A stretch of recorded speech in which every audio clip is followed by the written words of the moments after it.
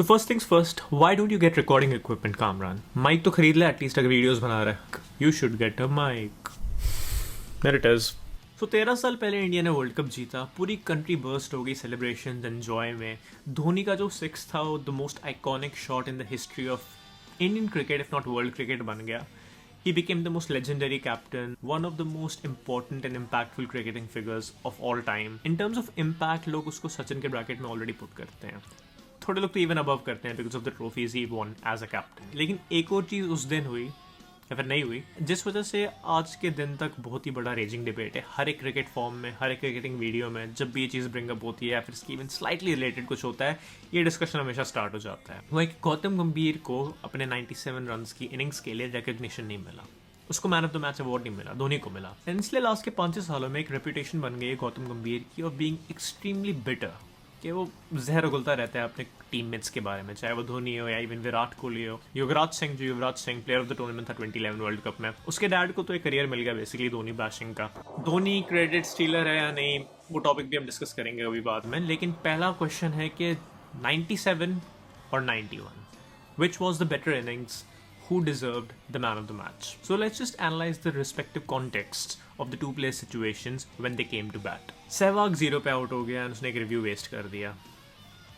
Typical Sehwag. Speaking of Sehwag, तुम देखते हो आजकल वो क्या बातें कर रहा होता है ऑनलाइन. इनसिक्योरिटी है वॉन्डर या फिर just low impulse control and जो भी मन में आता है वो बोल देता है. एनीवे, सहवाग 0 पे आउट हो गया और उसने एक रिव्यू वेस्ट कर दिया. सचिन ने काफी इम्पेक्टेबल स्ट्रेट ड्राइव खेली थी लेकिन वो भी आउट हो गया 18 पे. 31 for 2 था, 274 चेज करना था.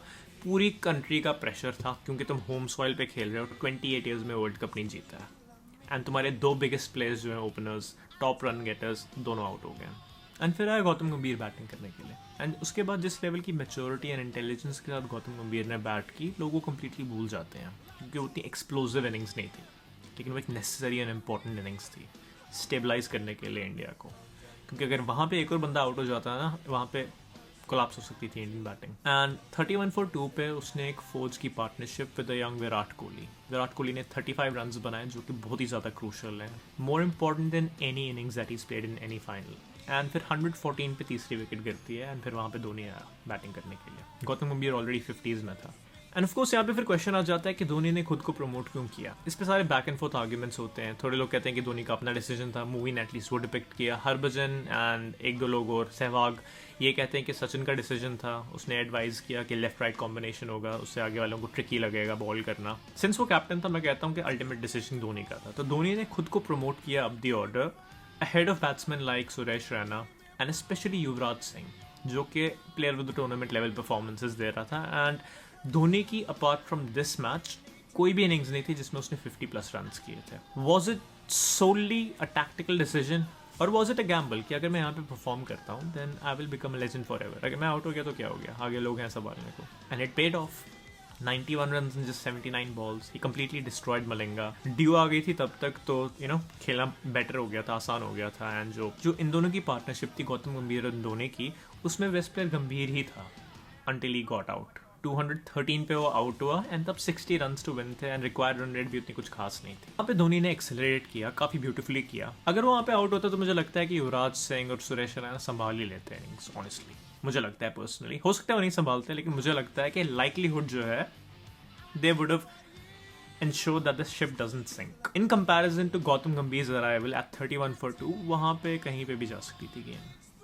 Sri Lanka had India on the ropes. अगर वहाँ पे एक और विकेट गिरती, डन था इंडिया का हारना. बहुत ही ज़्यादा अनलाइकली हो जाता है वहाँ से फिर रिवाइव करना इनिंग्स को. एंड धोनी ने फिर वो 6 लगाया जिसकी वजह से इतनी ज़्यादा कंट्रोवर्सी जनरेट होती है. जब भी उसको पोस्ट करते हैं सारे लोग कहते हैं कि अगेन थला फॉर रीजन, क्रेडिट स्टील हो रहा है यहाँ पे भी. But as far as the comparison between these two innings goes, I don't think there is a debate here. 97 runs, ज़्यादा रन किए गंभीर ने. स्ट्राइक रेट इरेलेवेंट है क्योंकि सिचुएशंस completely different थी एंड बैटिंग कंडीशंस भी. फिनिश करने के लिए युवराज सिंह और सुरेश रैना भी थे जिन्होंने ऑस्ट्रेलिया के खिलाफ अच्छा खेला था काफ़ी ज़्यादा. तो सुरेश रैना ने लास्ट मैच में भी अच्छा खेला था, क्वार्टर फाइनल में भी अच्छा खेला था. युवराज सिंह तुम लोगों को पता है किस फॉर्म में थे, तो फिनिश कर ही लेते वो, ऑनेस्टली कर लेते. अब धोनी ने खुद कर लिया है वो उनका जॉब, ठीक है. क्वेश्चन यहाँ पे आता है ज़्यादा रिप्लेसेबल इनिंग्स किसकी थी?